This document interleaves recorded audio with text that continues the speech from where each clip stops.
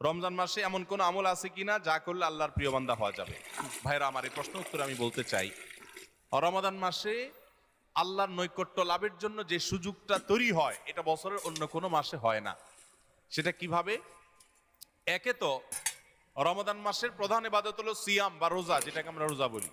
এই রোজা বা সিয়াম বা সাওম, এই ইবাদতটা আল্লাহর সঙ্গে বান্দার নৈকট্য লাভের সবচেয়ে বড় সোপান এবং সিঁড়িগুলোর একটা। কারণ আল্লাহ তাআলা হাদিসে কুদসিতে বলেছেন, আস-সাওমু লি ওয়া আনা আজজি বিহি। রোজা এটা আমার জন্য বান্দা রাখে, আর এটা বিনিময়ে আমি নিজে দিব। এটা আল্লাহর সাথে বান্দার খুব গভীর সম্পর্কের একটা মাধ্যম। এই জন্য রোজা রেখে আপনি কোনো হারাম কাজ যদি না করেন, ঝগড়াঝাটি না করেন, মিথ্যা প্রতারণা না করেন, সকল গুনাহ থেকে বাঁচার চেষ্টা করেন, এটা আল্লাহর নৈকট্য লাভের সবচেয়ে বড় মাধ্যম হবে। দ্বিতীয় উপায় হলো, আমরা রমজান মাসে সাহরি খাওয়ার জন্য ভোর রাতে সবাই উঠি, ঠিক না বে ঠিক? ভোর রাতের এই সময়